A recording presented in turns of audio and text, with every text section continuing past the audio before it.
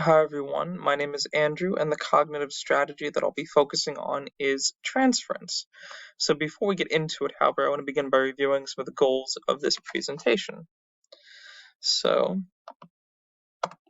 first, we're going to be looking at what transference is and how it will be used. Next, we're going to review the content and language objectives, which students will be expected to practice during the lesson. And then I'll review the lesson itself, and finally I'll review what's been discussed and talk about how this lesson can be adapted.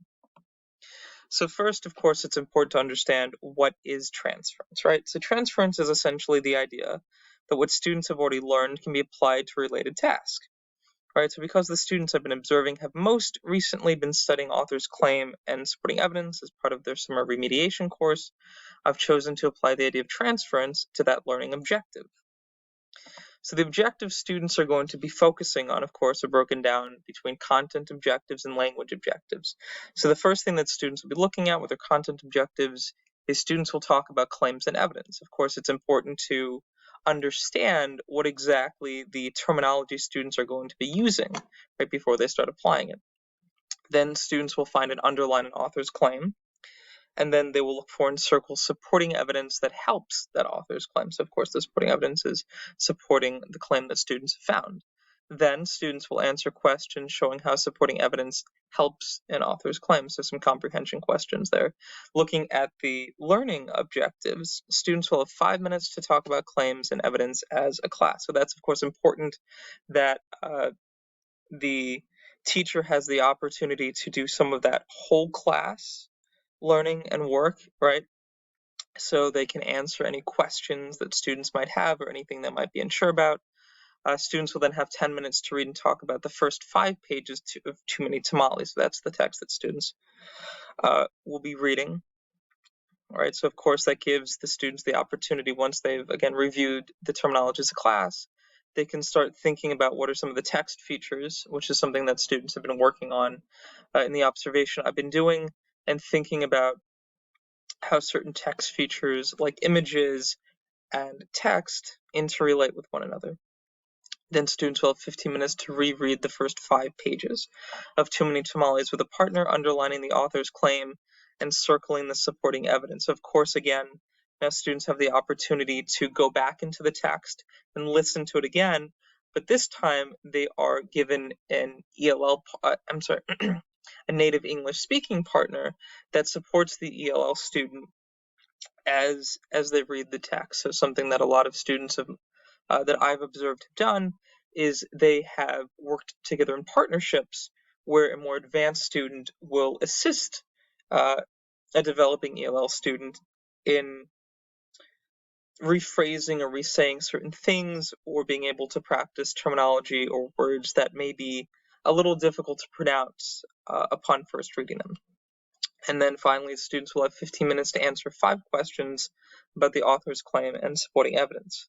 One of the important things here to note about as far as accessibility is concerned, right, is just keeping in mind that these objectives are written in clear, concise language with clear time constraints, and the tasks are labeled so students know exactly what is expected of them, which of course is important.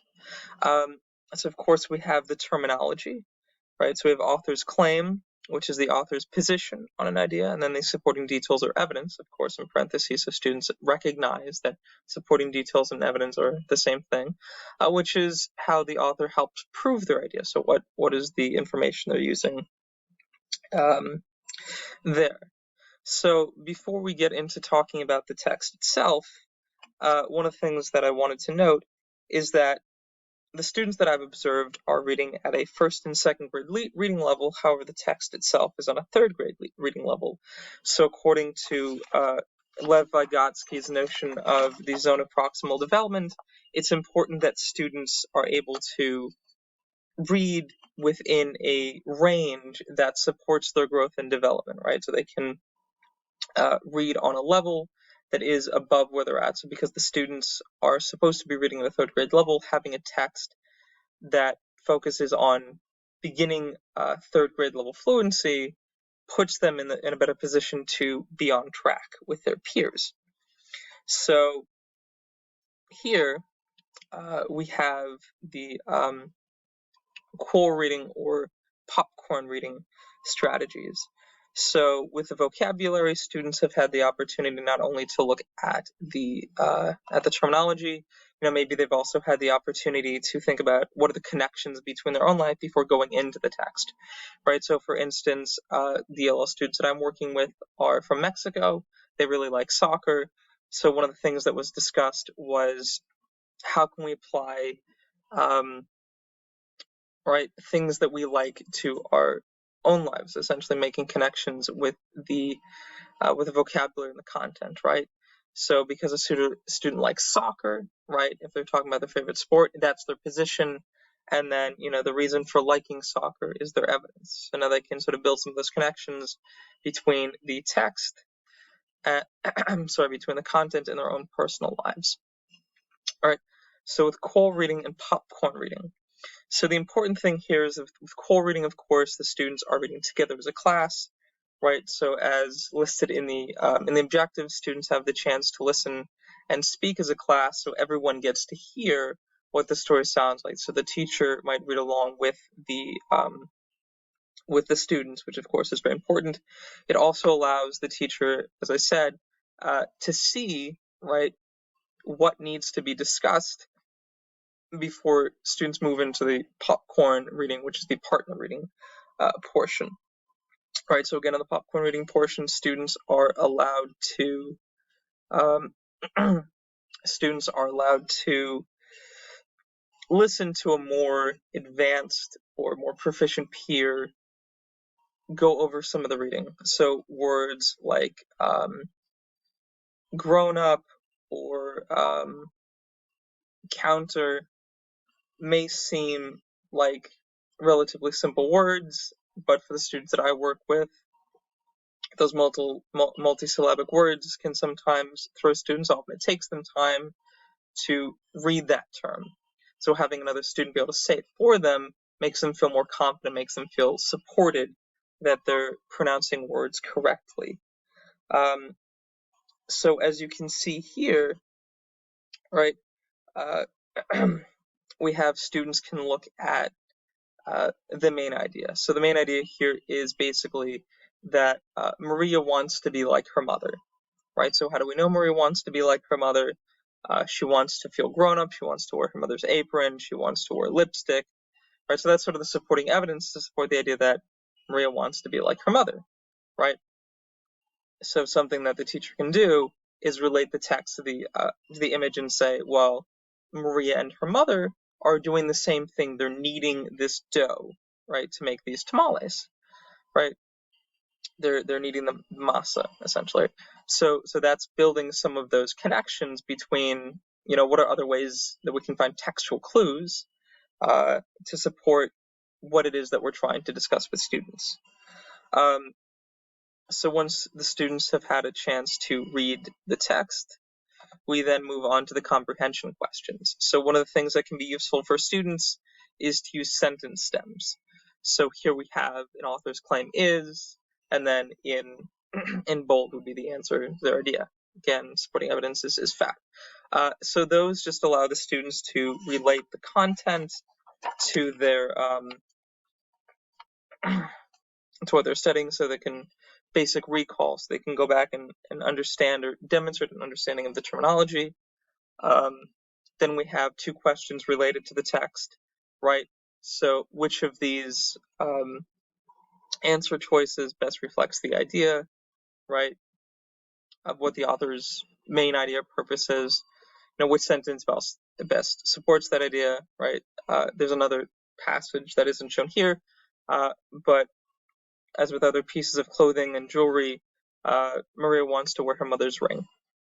Finally, we have this idea of these I feel statements. These I feel statements can be really useful because as students sort of progress in their understanding of language, they can be able to articulate their feelings, their opinions about things. Right. So being able to know if students feel good, if they almost have something, if they feel stuck, can be really, really useful because it demonstrates that students, we know that they either feel confident or we need to go back and return to instruction. Finally, we have some adaptations that can be used for students, right? So whereas more advanced students might do better with text, we can remove some of those images. For students who are more intermediate, like the students that I have, text and images can be really useful, so they can make those connections and visualize what it is that they're seeing.